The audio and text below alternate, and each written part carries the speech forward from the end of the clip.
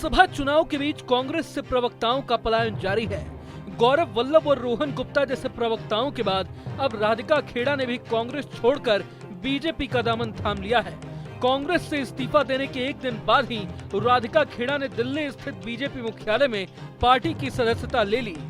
BJP में शामिल होने के बाद पूर्व कांग्रेस नेता राधिका खेड़ा ने कहा कि राम भक्त होने के चलते कांग्रेस पार्टी में उनके साथ सौतेला बर्ताव किया जा रहा था। यही नहीं, राधिका खेड़ा ने कांग्रेस पर गंभीर आरोप लगाते हुए उसे हिंदू विरोधी भी करार दिया। लगातार जिस तरीके से हिंदू होने का, एक सनातनी लड़की होने का, राम भक्त होने का मुझे सजा मिलती आई है कांग्रेस पार्टी में, लगातार मैं सहती आई थी।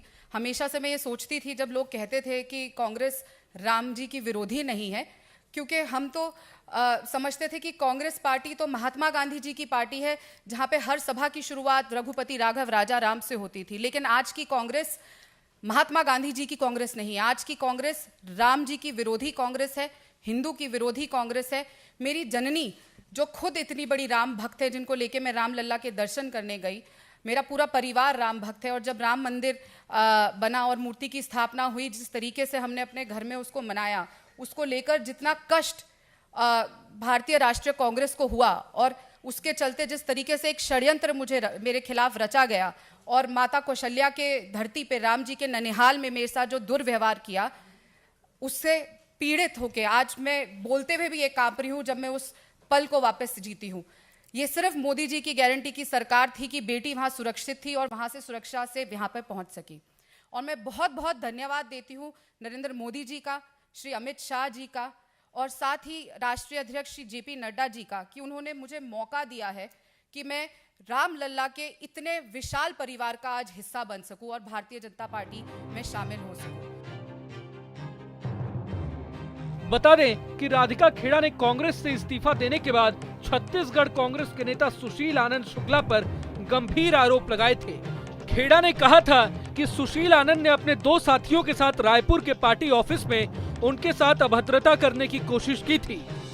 राधिका ने यह भी दावा किया था कि उन्होंने इस मामले को लेकर पार्टी के दूसरे नेताओं को भी जानकारी दी थी, लेकिन तब भी आरोपी नेता के ऊपर कोई कार्रवाई नहीं की गई। दूसरी तरफ दिल्ली में बीजेपी ज्वाइन करने के बाद पूर्व कांग्रेस नेता ने मोदी सरकार की जमकर तारीफ की और कहा कि अगर बीजेपी की सरकार उन्हें संरक्षण नहीं देती तो आज वे सही सलामत नहीं होती।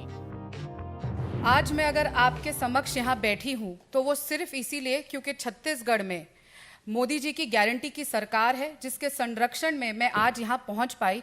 वरना जिस तरीके से राम भक्त होने के लिए, राम लल्ला के दर्शन करने के लिए कौशल्या माता की धरती पे जो मेरे साथ दुर्व्यवहार किया गया और जिस तरीके का सलूक किया गया, मैं आपके पास नहीं पहुँच सकती अगर मुझे भारतीय जनता पार्टी की सरकार का, मोदी जी की सरकार का संरक्षण वहाँ नहीं मिलता। बता दें कि राधिका खेड़ा ने बीते 5 मई को कांग्रेस से रिजाइन दिया था।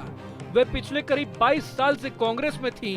खेड़ा से पहले कांग्रेस के प्रवक्ता गौरव वल्लभ और रोहन गुप्ता भी ऐसे ही कारणों का हवाला देकर बीजेपी ज्वाइन कर चुके हैं। अगर आपको ये वीडियो पसंद आया तो लाइक करें और चैनल को सब्सक्राइब करें। वहीं तमाम बड़ी खबरों के लिए देखते रहें न्यूज़ नेशन।